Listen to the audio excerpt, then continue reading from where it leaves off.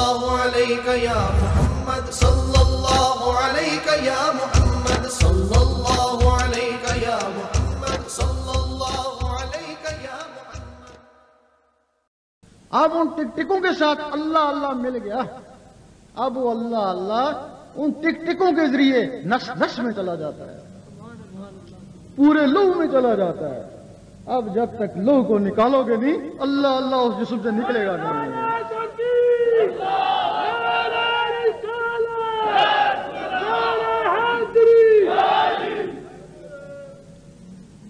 جب اللہ اللہ نس نس میں چلا گیا، اس وقت شاہ ولی اللہ فرماتے ہیں تو ایک دفعہ اللہ کرے گا تجھے 3.5 کروڑ اللہ اللہ کرنے کا ثواب ملے گا۔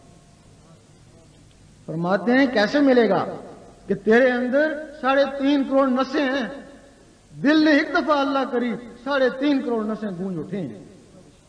سعدی سلطان لوہ رحمۃ اللہ فرماتے ہیں 72,000 اور ثواب ملتا ہے اگر ایک دفعہ دل اللہ کہے تو، کہ یہ جو مسام ہوتے ہیں جہاں سے پسینہ آتا ہے یہ 72,000 ہوتے ہیں۔ دل نے ایک دفعہ اللہ کری 72,000 آوازیں یہاں سے بھی گونجی۔ پھر علامہ اقبال نے فرمایا پھر خدا بندے سے خود پوچھے بتا تیری رضا کیا۔ فرمایا کہ خود ہی کو کر بلند اتنا، اور خود ہی کا مطلب سمجھایا، خود ہی کا سرے نا لا الہ الا اللہ، تو لا الہ الا اللہ کا اتنا ذکر کر، لوگ کہیں مجنون ہو گیا اور منافق کہیں ریاکار ہے۔ پھر کسی شہر نے بھی کہہ دیا گناہگار پہنچے در پاک پر زہد و پارسا دیکھتے رہ گئے۔ بھائی وہ زہد و پارسا کیسے دیکھتے رہ گئے اور گنہگار کیسے پہنچ گئے؟ جب زہد و پارسا کوئی نیکی کرتے ہیں تو ان کی کتاب میں وہ نیکی درج ہو جاتی ہے، لیکن اس نیکی کے ساتھ تھوڑا سا تکبر بھی آ جاتا ہے جو سینے میں محفوظ ہو جاتا ہے۔ یہاں علم باطن کام آتا ہے، لیکن وہاں صرف زہد ہے، علم باطن نہیں ہے۔ پھر نیکی کری، پھر وہ کتاب میں لکھی گئی اور تھوڑا سا تکبر دل میں آ گیا، حتیٰ کہ ایک دن ایسا ہوا کہ کتاب نیکیوں سے بھر گئی، ادھر وہ دل تکبر سے بھر گیا۔ جب تکبر سے بھر گیا تو اس کے دوست بھی ہیں، بخل ہے، حسد ہے، ہرس ہے، وہ بھی اس کے ساتھ آ گئے۔ اللہ تعالیٰ کبھی کبھی اپنے بندوں کو دیکھتا ہے۔ جب اس زائد پہ نظر پڑی تو وہ فعلوں کو نہیں دیکھتا، فعلیں تو فرشتوں کا کام ہے۔ اس نے دل کو دیکھا، جب دل کو دیکھا تو وہ تکبر سے بھرا ہوا، بالکل سیاہ پایا، اللہ تعالیٰ اس سے بیزار ہو گیا۔ جب اللہ تعالیٰ اس سے بیزار ہو گیا تو اس کی ساری نیکیاں برباد ہو گئیں۔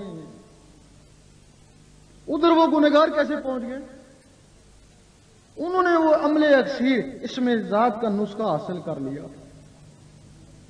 جب کوئی گنہگار گناہ کرتا ہے تو اس کی کتاب پر بھی گناہ لکھا گیا تو اس کے دل پہ بھی ایک دبا لگا دیا، حتیٰ کہ کیا ہوا کہ اس کی کتاب بھی گناہوں سے بھر گئی اور دل بھی گناہوں سے کالا ہو گیا۔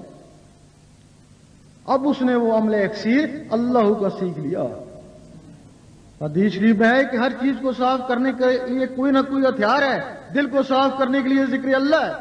اس نے اللہ اللہ شروع کر دی، جب اللہ اللہ کرنا شروع کر دی تو اس کے دل کی صفائی ہونا شروع ہو گئی، اور ایک دن ایسا ہوا کہ اللہ کے نور سے اس کا دل صاف شفاف ہو گیا۔ جب صاف شفاف ہو گیا وہ کتاب کو صحیح نہیں کر سکا، لیکن اپنے دل کو اس نے صاف کر لیا۔ پھر رب نے کبھی اس کو بھی دیکھا، جب اس کو دیکھا تو اس کے بھی دل کو دیکھا، جب دل کو دیکھا تو اس پہ مہربان ہو گیا۔ جب اس پہ مہربان ہو گیا تو وہ فائل لکھی کی لکھی رہ گئی۔